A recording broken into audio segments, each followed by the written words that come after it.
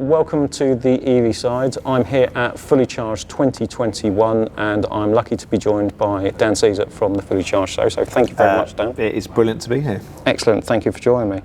So before we get started then, there's probably not many people that know, they always know you for Fully Charged. Yeah. They may not know your industry background. So do you want to just give us maybe a bit of a potted history? I can. How long have you got? I mean, that's the big question. I mean, I actually, I was going to go all the way back to my birth then, but I've rethought that in my head. I basically worked for publishing and events companies when I was a youngster, and I had no meaning for me whatsoever. And when I was 26, 27, I was fortunate enough to go and work for the gas safety watchdog, Corgi, and that was great because it actually had a purpose, which was gas safety. Yep. But about a year into that job, I started to get to see things like heat pumps and solar thermal, and I was like, this is the future. I was already concerned about climate change, which is, 16, 17, 18 years ago. And so I gravitated towards that, basically. So from about 2005, I was kind of working actively to promote heat pumps, all different sorts of clean technologies. So I got quite a lot of sort of home energy knowledge. Good. And yeah, I worked for myself and I ran a business called the Renewables Roadshow. I consulted the Department of Energy and Climate Change when they launched the Renewable Heat Incentive. I built like energy saving homes at different shows, and I worked in solar for a while, and energy storage for a while, fuel cells for a while. So I was a bit of an energy geek, really. It sounds like you have a good starting point. I was very, very lucky, actually. And I think that, a bit like Robert, I was quite good at turning complex ideas into simple words and pictures. Because I worked with a lot of engineers when I first started in the industry, and they had very bright people, know their stuff inside out, but had a real habit of losing the audience because they would talk in too much depth and go into the weeds, where people sometimes just want to be kind of lowered into a topic. And I think Robert's great skill is he's an everyman. The people drawn to him, they can relate to him, and he can make topics accessible. So I think we kind of shared that, really. So we met about 5 years ago, and we both sort of really, really passionate about electric cars, but because of what they meant to the energy transition. So not car guys per se, but people who thought, well, the world's got to change, and electric cars are going to play a big role in changing people's minds. Not just about cars themselves, but about other electric forms of transport, and obviously all the surrounding technologies as well. So yeah, we sort of hit it off straight away. Brilliant. Excellent. Well, that's interesting as well, because it's, like I said, everyone sees you on Fully Charged, or like recently as well, knows the man behind Fully Charged and stuff, but you don't really know that history and stuff and where it's from. So when you get into those Twitter conversations, it's like, well, actually, I've come from that, so it's not like I'm new to this. So no, it's. I mean, I've actually seen quite a lot in that time. So yeah, it's great. I mean, we do work with very big companies now, and we're on hand to sort of consult and talk to them. So we understand the energy transition, I think, pretty well. Yeah, and it seems to be having a big positive impact as well, bearing in mind with some of the players that we've seen outside as well. Yeah, I mean, it really has. The last year and a half, it's kind of, a lot of people have said it. I think it was really going that way anyway. But I definitely think there was a moment where people have had to stop and think in the last year or so. Yeah, no, absolutely. And so, 2 or 3 years ago, I would be at the pub with a friend, and I would be telling them about electric cars, and they might be taking some of it in. Yeah. But now they're asking me. Good. So it's a big positive shift. Change. Yeah. So for me, for me now with the energy transition, it's not if, it's just when. How quickly can we kind of get off dirty fossil fuels? So let's move on to where we are at the moment. So Fully Charged 2021. Yeah. Obviously, couldn't do it last year. Yeah. What does this year especially mean to you as the show? I might cry. Are you prepared for that? Have you ever had anyone? We can get cry. Usually it's me making them cry, to be fair, but like. I think this year is quite emotional because we have had to take a year out. It's actually 27 months since we last delivered the big UK event, and our financial survival is tied largely to the events. YouTube doesn't make you any money. No. Unless you're unboxing toys, obviously, or something like that. Yeah, it just doesn't make any money. Big industry, yeah. Or Minecraft or something similar. So we have to find other ways to survive. The live events dominate our kind of financial forecast, and not going without one last year really hurt. Yeah, it was very difficult. And I made the analogy to the team before we were doing the build, to say it's a bit like this show is a bit like we've been waiting for the aircraft to land for a year and a half, and it's been in the air, running out of running out of fuel, and it's coming into land now, and let's make sure we do a good job this weekend to kind of land it. But it's quite emotional because it's been very hard for lots of different businesses over the last 20 months. We are extremely fortunate. I know that. I'm not talking from a point of privilege. We know that, but at the same time, it's been we almost didn't survive as a business, really. It's just as simple as that. So to be here, to have everyone join us, for the show to be as big as it is just an incredible feeling. I was very nervous the first morning, but then to see those huge queues of people come through is just, it is a sort of special moment for us, I think, as a business, because it gives us independence. Yeah, and it to me, it proved, just looking out the window just shows how much enthusiasm's there for, and it's not just EV nerds like myself. It's like people that have come from petrol and different industries that actually really want to know stuff now. Like I said, it's not us telling, it's people asking. Well, funnily enough, this year was a step change for us, because in years gone by, we've done all our marketing through the YouTube channel, or through our Twitter account, or whatever, but all through our own channels. And this year is the first time we've bought media, i.e. we've run advert in the newspaper. Or we've done radio advertising, because we felt that the consumer, let's not call them consumers, people, humans even, were ready to hear the message about, do you want to come and look at electric cars? And there are enough for them to come and see now as well. Fully Charged Live 2018, about 8 electric cars, because that's all there were. There wasn't much now choice. There's like dozens. Can't move for you can't move for them. And so it's absolutely the right time to tell humans, come and have a look at this, because a lot of people are now thinking, well, I want to go on that journey. And it took me and my wife a good couple of years from me saying I want an electric car. I'm in the clean energy space, I want an electric car. It took a good 2 years to research it, pluck up the courage, albeit at that point you wouldn't see one when you drove. Now it's a bit easier, because you see one, oh, there's one. There's one. But you've had one for a while. People who did it early were relatively brave or insane, whichever way you look at it. Insane, I consider myself insane on that one. Me too. But because no one else was driving one, so you were the first person on your street to have one, and then you constantly people are looking at it going, what's this? Like it's witchcraft or something. It is very strange. I mean, I was talking to a couple in the queue this morning, and they'd come purposely because they were looking at the next car from a diesel to electric. They want to go electric. They just don't know. And knowing that people like that are actually turning up to here, to me, is the big win. It's like you get that one person over the line that wasn't thinking about it before, and then the next person, and then they tell somebody else. That's, we don't, it's not a financially driven business. You need money. Because without money you can't hire great talents like Jack, for example, Jack Scarlett. But we don't view it as money. I view it as people telling me, oh, I've switched to an electric car because of Fully Charged, or I've changed my energy supplier, or I'm getting rid of my boiler, I'm getting a heat pump, whatever it is. That's the currency for us that makes us happy at the end of the day. So it's amazing to play a part in that, and it is, as you say, a lot of people now, the heating industry is obviously behind, but a lot of people now are coming to this show going, okay, I know I want to get rid of my boiler, but I just don't know where to begin. So it's a few years behind, isn't it? It's a bit like electric cars back in 2015 or 2012 or whatever. So it's amazing to have those conversations and to play that role. I mean, the amount of people that Robert has got into these technologies, the mind boggles. Huge number of people.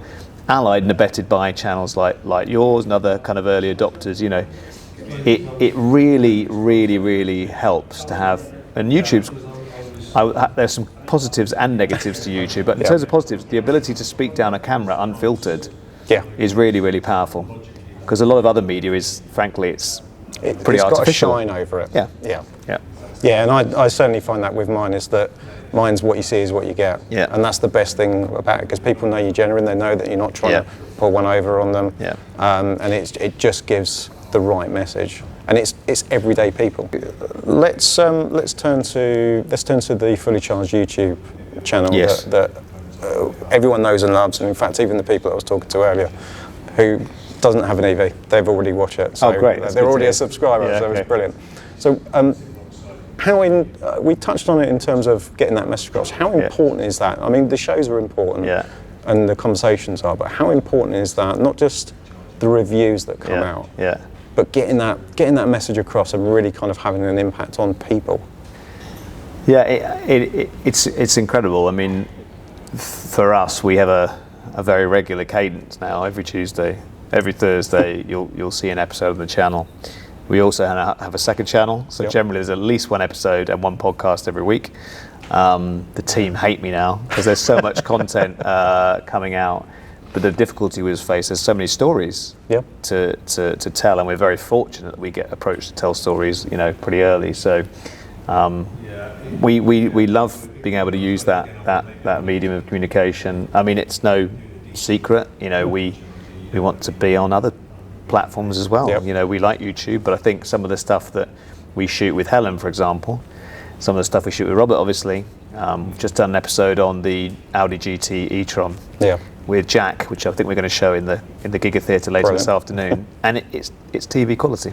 There's no two ways about it, and so from my point of view, we'll always be on YouTube, but we do want to get beyond that as well, because certain people watch YouTube and certain people don't go near it. Absolutely. So we've got to grow our audience. We've got to think about that as well. So that's my next project. I'm going to give myself Monday off after this, but then that's the next. Maybe thing. Tuesday. I've got COP26 to think about as well. But there's a few things. But from my point of view, that's really just we've got to get out to more and more people if we can. Yeah, and I suppose leading on from that is the variation in presenters that you've got now. I mean, back when Fully Charged started, it was Robert and that was it.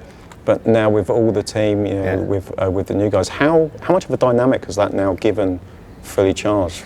I think it was always a matter of sort of getting ready to scale the business. So it's a bit like catching a wave, right? We've done a lot. We've got on the board. We've paddled out to into the sea. We're just about. I think the market's about to just hit the mainstream, and we're just. We're ready to get on the board, and surf it into the shore, if you like. And I think one of the things we wanted to do, a lot of questions we were asked is, it's a personality business, so it's totally dependent on Robert. And Robert's not daft. In fact, he's very, very intelligent. It can't be just about one person.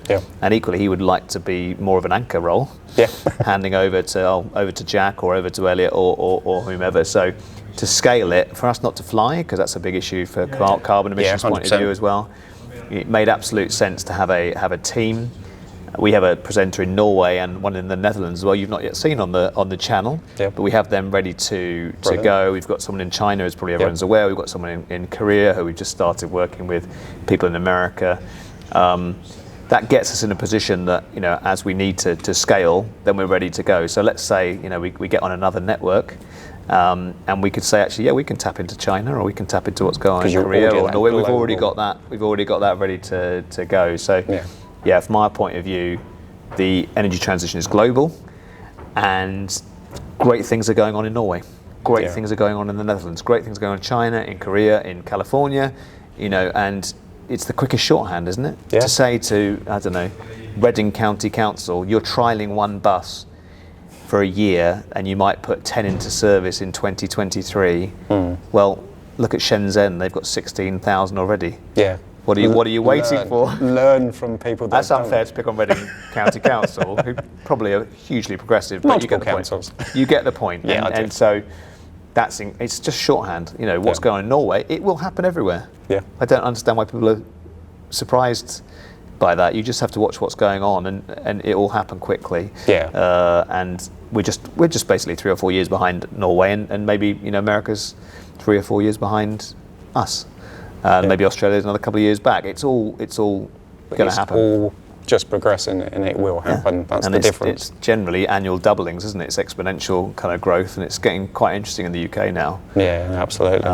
Which is great. Excellent. You've obviously done your own mini show recently, which was really good to see, and fun to see you in front of the camera instead of sort of behind the scenes. What the benefit for me on that was it wasn't these vast scale projects that you can do. It's the little things that you can change in your house. You know, from a light bulb to a thermostat and things like that. What's the drive behind that for you personally? And presumably there was a big motivation for you yourself for what you may be doing. Yeah, we had. I'll try and keep this the short answer, but we had. So when I met Robert, there were two questions I had for him. One, which I don't regret, which is how do you make money out of this? And he said, I don't. And I said, okay, I'll help you for free to begin with, and and then I'd love to come and work for you. So I don't regret that. The one I regret was I'm really passionate about clean tech, home energy in particular. I'd love to present on Fully Charged one day. And I regret that because we get asked that a lot by people. And I've realised how, it's a big assumption, right? And then I started working with Robert, and I realised that all the work we needed really was not in front of the camera, because Robert had it covered. Johnny had it covered. They were great presenters. And what we needed to do is build the business behind scenes. And I actually quite enjoyed not being in the limelight, if I'm completely honest. And then winding forward a few years, as we built the business and there was a bit more capacity, we started talking about doing home energy, and that was my background.